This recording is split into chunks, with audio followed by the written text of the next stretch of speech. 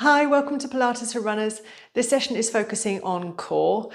So there are loads of exercises out there that focus on strengthening through your centre and working on your core. But as runners, we want to focus on two things in particular. The first one is multi-joint. So when we're running, obviously we're moving our arms, we're moving our legs, and we're looking to stabilise from our centre so that we've got no wasted energy through our body. All of our energy is going to drive us forward with our arms and legs. So we want to mimic that challenge as much as possible with our core work outside of running. So we want to engage our shoulders, we want to use our legs, we want our limbs moving as much as possible whilst we're centering and working on our core.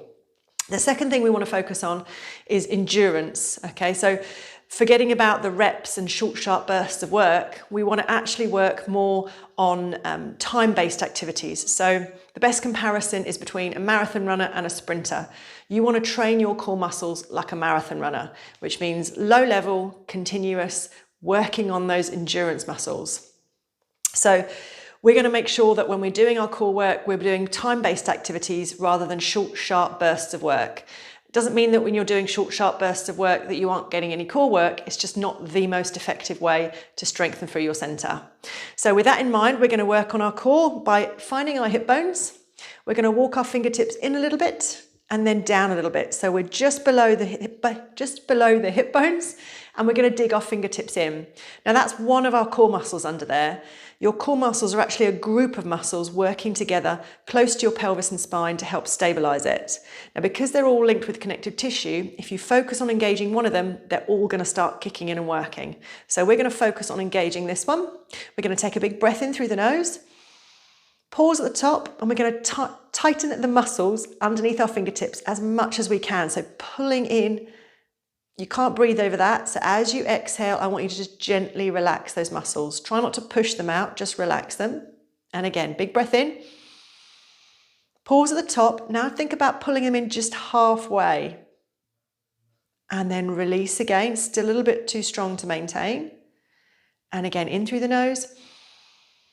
Just pull in a third of the way, so it feels quite light, but more importantly, it should feel like you can maintain it as you release the breath. So holding on gently, finding that connection. Like I say, if it's a 10-notch belt that you're thinking about, just going into the third notch. So it should feel comfortable to move and breathe over. And that's what we want when we're working on our core muscles. We want that continuous low-level connection. We're going to start over on our fronts with a little bit of plank. I know everyone hates a plank, but they're really good. And the reason they're really good is it's very easy for us to get our shoulders and our lower body working as well as our center. So we get that multi-joint movement. So coming onto your elbows to start. The last thing I'd actually say about core work is you want to work at your own level. So I'm going to give you different options here, and you want the one where you can maintain it for a good period of time. Okay, like I say, avoid short, sharp bursts of work. Work at a lower level, but work more continuously for slightly longer. So elbows underneath your shoulders, palms flat to the floor. Relax completely to start, and then we're going to engage our shoulders first. So think about your shoulder blades, draw them down and slightly together. So you end up lifting away from the floor, and it should already feel like you're getting some work going on through your upper back and shoulders now. Then from there, I want you to pull those lower abdominal muscles in that we were working on. So think about drawing your ribs and hips together. So you tuck the tailbone, draw the ribs and hips in, and you're really engaging those core muscles down below your belly button. Then you're going to slowly release back to the floor. We're not going to rest there. We're going to do the same thing again. Keep the shoulders down, tuck the tailbone, scoop the tummy in. Pause. And release. Like I say, you're not resting. You're just going to lower and lift. And this may be the level that you want to stay at. We want to try and do our core work like this for about 1 to 3 minutes. So obviously trying to build up your times so that you can go for as long as possible. So you can stay here, or you're going to scoop, stay up, and then you're going to straighten one leg, straighten the other leg. Tap the first one down, tap the second one down. Now switch which leg you start with. Do the same thing, constantly alternating your lead leg. Keep the shoulders drawn back and down. Keep the belly scooping in. So again, we're working shoulders, we're working the legs, and we're stabilizing through our center. So if you notice, my bottom isn't moving. So my pelvis is really still. And then if you want it a little bit harder, you're just going to stay up in your plank and just tap the knees one at a time. And again, you should be able to breathe comfortably. You shouldn't feel like you need to hold your breath. It might not feel comfortable, it might feel hard work, but you should be able to breathe as you maintain the position. We're going to do 30 seconds more if we can. So you can stay up here, or if you need to make it easier, just go back down a level.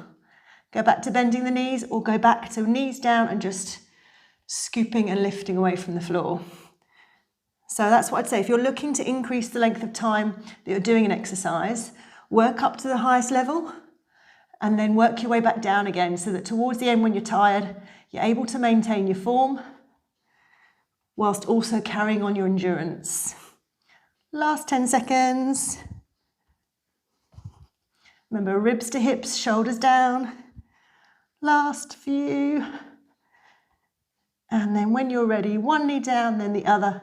Walk your hands back. Have a little stretch. And then we're going to come out onto our side. So we're going to come onto our elbow. So the elbow is underneath the shoulder, and we're going to do the same thing. We're going to activate through that shoulder. So we're going to push it down away from the ear. Feels like your shoulder blade's sliding down your back, so that we're really active in the upper body first. We're going to make sure the hips are stacked, so take that bottom hip back a little bit and then extend that top leg out. From there, we're going to pull away from the floor with the underneath waist. So we start to engage our obliques. So now we're working shoulder, obliques. Now we're going to add in the hips whilst we engage through our center. So pull in those lower abdominals, and then we're going to lift up on the out breath and slowly lower on the in breath. So again, we're working through as much of the body as possible whilst trying to keep the hips and pelvis nice and stable. So they go straight up, straight down with control. And again, this is your option one. Or we're going to have a little bit more challenge. We're going to come up, and then we're going to thread this arm through underneath our waist, come back, and down. And the key with this is to keep your hips really still. So notice my hip bones are facing forwards and they stay still. My upper body is rotating. Come back and down. So what you want to avoid is your hip rolling forwards. And again, that's where that core work comes in. Pelvis stays still, upper body rotates and down. And same thing, you can stick with this, or you can make it harder by extending the bottom leg out. Down, lift, rotate. Or again, if you need to make it easier, just go back to lifting and lowering. We've got 30 seconds more. Twist. Straight up.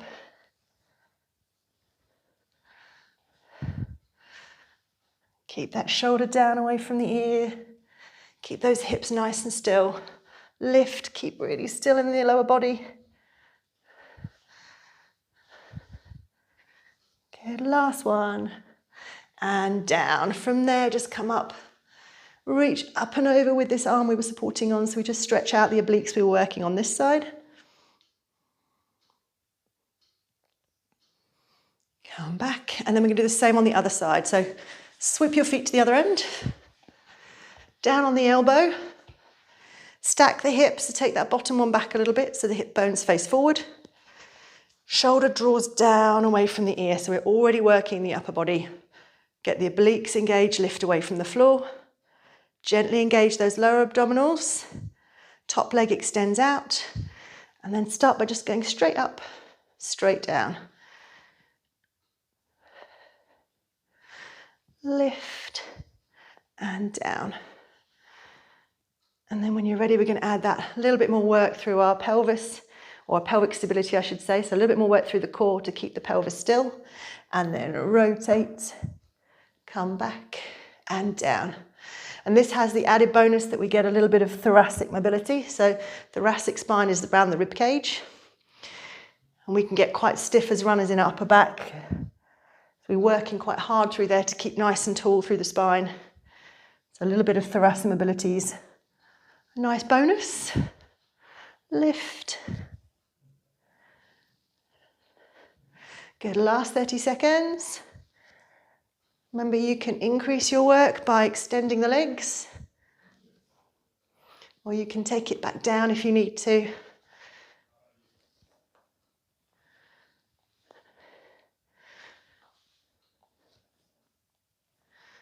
And down. Remember, breath should be flowing nice and comfortably. You shouldn't feel like you need to hold your breath.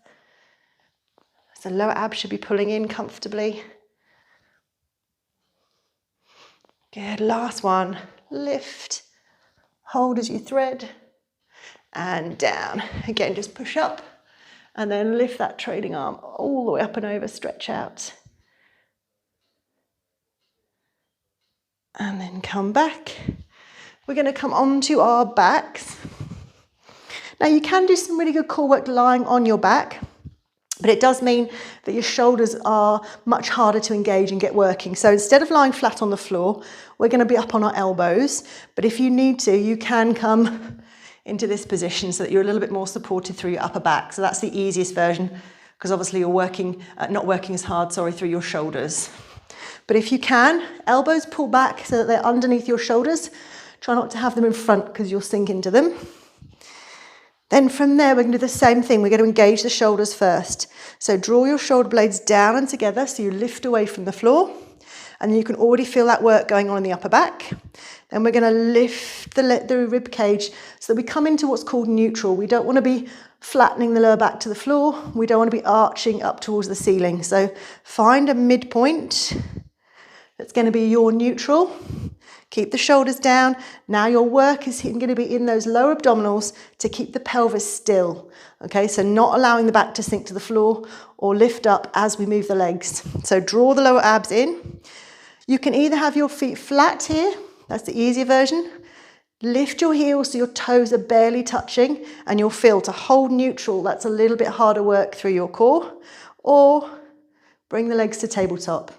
Now with the weight of the legs hanging off your pelvis, it's much harder work to hold neutral. So work at whatever level you feel comfortable maintaining.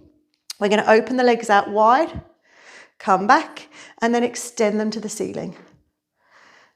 Open wide, extend. And like I say, we're getting a lovely bit of hip mobility, a little stretch, a little bit of quad and hip flexor work, but the focus is on keeping as still as possible through your body. So just scan your mind down. Shoulders are drawn back and down. Rib cage and hips are not sinking towards the floor. And if everything's going well and you want to make it harder, you just extend the legs lower towards the floor without touching it. Open and then extend. Alternatively, lengthen the legs away, and then it's the same thing, but obviously I'm not harder because obviously the weight of the legs is heavier. So working at your level. We've got another 30 seconds from here if you can. And same as the previous exercises, if you get to this level and then you start to struggle towards the end, just take it down a level so you can continue, and you can gradually build your strength up so you can work for a longer period of time at the higher levels. But go for time first and then add the complexity and the challenge.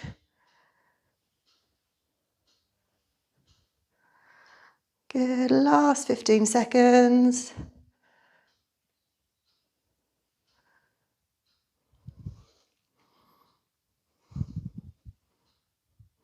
Okay, remember you should be able to breathe comfortably, shoulders down, abs pulling in, not doming away, and ribs and hips not sinking to the floor. Good, last ones. Good, come back, one leg down, then the other. Push up and then just give your legs a cuddle. Let your back have a little rest in your shoulders. And from here, we're going to come up to standing. So as I mentioned at the start, we want to be using as many different joints as possible. And the best way to do that is to get up off the floor and introduce some core work standing to your routine. So we're going to start with a split squat. So this has the advantage of not only working through our core, but we're going to get a bit of glute and hip work as well. So have your right leg forward and your left leg back. Obviously, the further back you take that left leg, the harder this becomes. So again, if you need to step it in and keep it a much smaller movement so you can focus on the core, then do. We're going to stand nice and tall. So imagine that piece of string pulling you up towards the ceiling.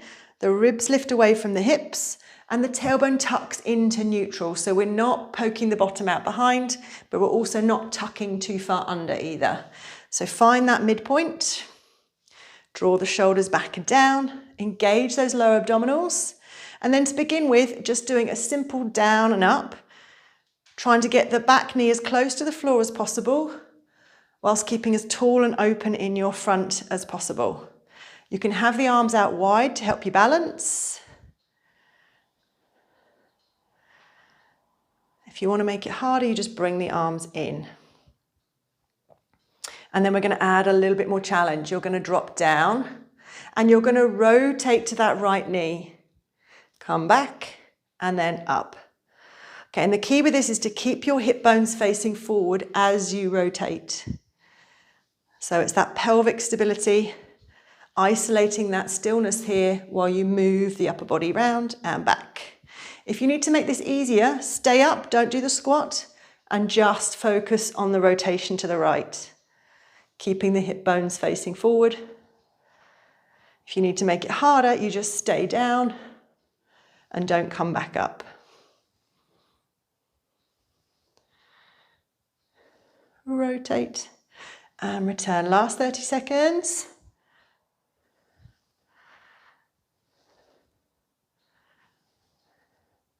As still as possible from the waist below.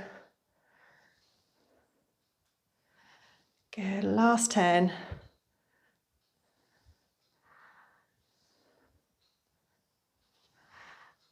Good, last one. Come back, leave the right leg forward, step the left one in a little bit.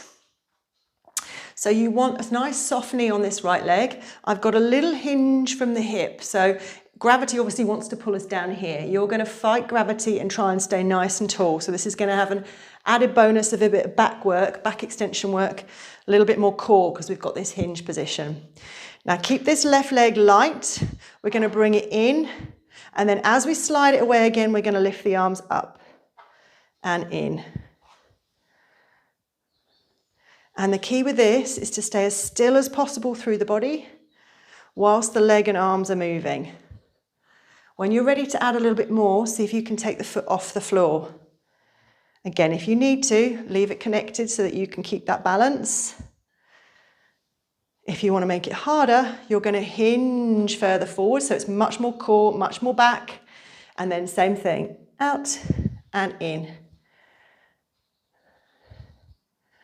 If you're in this position, just be careful that you keep your shoulders drawn back and down. You don't hunch forward, all right?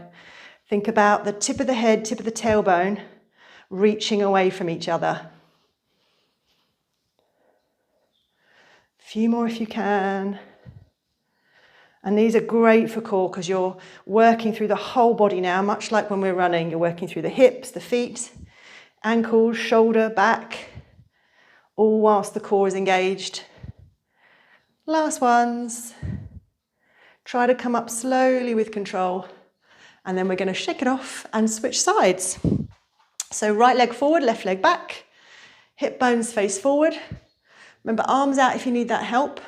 Just find your balance on this side by just doing your down and up. Tailbones under, ribs are lifting away from the hips. Nice and tall. Bring the hands in if you can balance okay.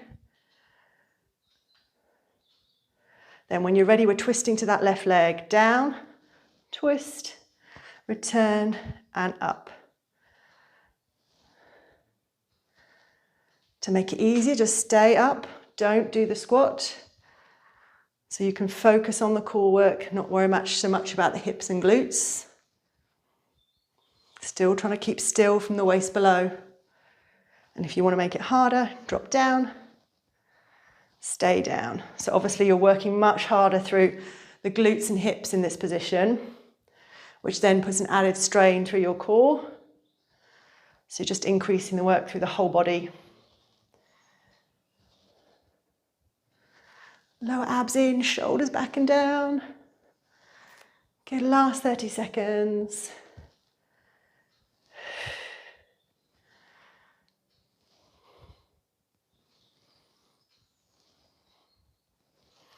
Okay, draw those lower abs in. Remember, you can always take it down a level to carry on for these last few.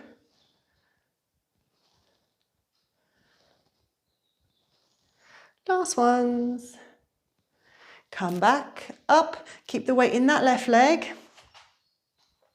Right leg is really light. We've got that slight hinge from the hip, so we're challenging through our back as well as our core. And then we extend the arms out, tap in, tap out, tap in. And be as still as possible through your body as you move. See if you can take the weight off of that right leg completely, so it's hovering off the floor. And then see if you can increase the work by coming out into a deeper hinge. Keep the shoulders drawn back and down. Lengthen and in.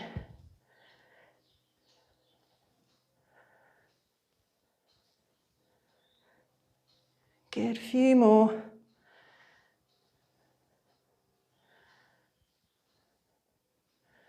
Let's make these the last few. Good, and then remember, extend out, come back up slowly. So you're not falling out of it. Shake it off. And we are done. I hope that's given you some ideas about how to extend and get the most out of your core work. If you've got any questions at all, then just give me a message on Instagram or email me back.